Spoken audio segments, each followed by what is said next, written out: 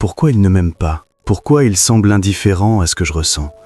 Pourquoi il préfère cette autre fille? Suis-je vraiment assez bien pour lui? Voilà les questions qui tournent en boucle dans ta tête.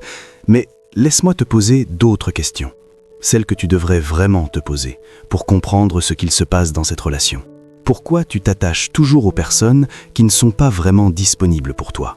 Pourquoi tu ressens plus d'émotions pour quelqu'un qui te fait attendre que pour quelqu'un qui te veut vraiment?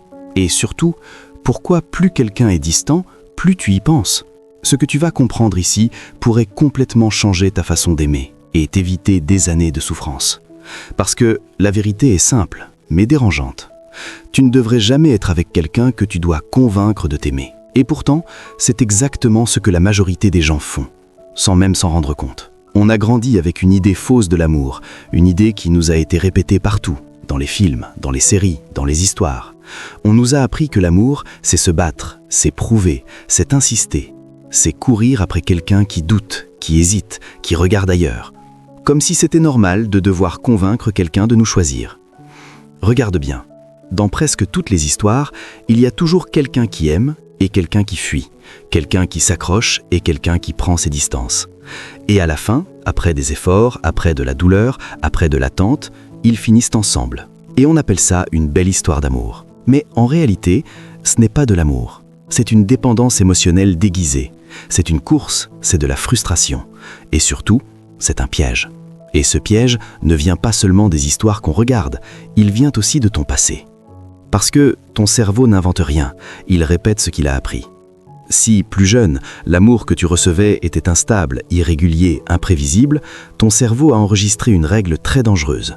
Pour être aimé, il faut attendre, il faut douter, il faut s'accrocher, il faut mériter. Alors aujourd'hui, quand quelqu'un est froid, distant, compliqué, ton cerveau reconnaît ce schéma. Et il s'active. Pas parce que c'est sain, mais parce que c'est familier. Et le familier rassure, même quand ça fait mal. C'est pour ça que tu peux ressentir plus d'émotions pour quelqu'un qui te répond 6 heures plus tard que pour quelqu'un qui te répond immédiatement. C'est pour ça que tu peux t'attacher à quelqu'un qui hésite entre toi et quelqu'un d'autre. C'est pour ça que tu restes même quand tu sais au fond que tu mérites mieux. Mais pose-toi une vraie question honnête. Est-ce que c'est de l'amour si tu dois toujours relancer? Est-ce que c'est de l'amour si tu ne sais jamais où tu en es? Est-ce que c'est de l'amour si tu te sens comme une option? Ou est-ce que c'est juste ton cerveau qui s'accroche à un schéma qu'il connaît déjà? La vérité, c'est que l'amour sain est beaucoup plus simple que ça, beaucoup plus calme, beaucoup plus clair. Quand quelqu'un t'aime vraiment, tu ne doutes pas, tu ne te poses pas 1000 questions, tu n'analyses pas chaque message, tu ne te demandes pas s'il va répondre, tu ne te demandes pas où tu en es. Parce que la personne est là, elle te veut, et elle te le montre. Mais comme ton cerveau est habitué au manque, il confond souvent intensité et amour. Il confond stress et attachement. Il croit que si c'est compliqué, c'est que c'est important. Alors que non. Si c'est compliqué dès le début, c'est souvent un avertissement. Et ça, très peu de personnes le comprennent à temps. Tu dois intégrer une règle simple, une règle qui peut changer ta vie. La seule personne avec qui tu devrais être, c'est quelqu'un qui est sûr de toi dès le départ. Quelqu'un qui ne te laisse pas dans le flou, quelqu'un qui ne disparaît pas, quelqu'un qui ne te fait pas douter de ta valeur. Quelqu'un qui n'a pas besoin d'être convaincu.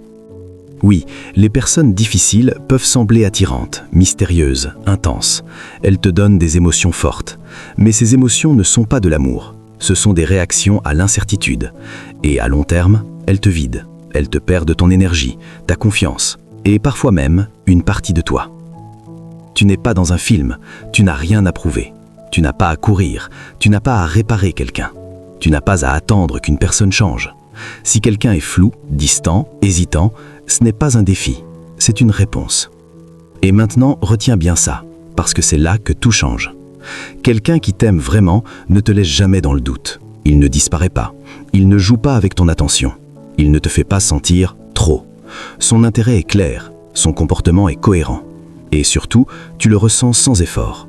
Tu ne te bats pas pour être aimé, tu l'es tout simplement. Et tout le reste, ce n'est pas de l'amour. C'est une perte de temps. Code mental. Comprendre avant de changer.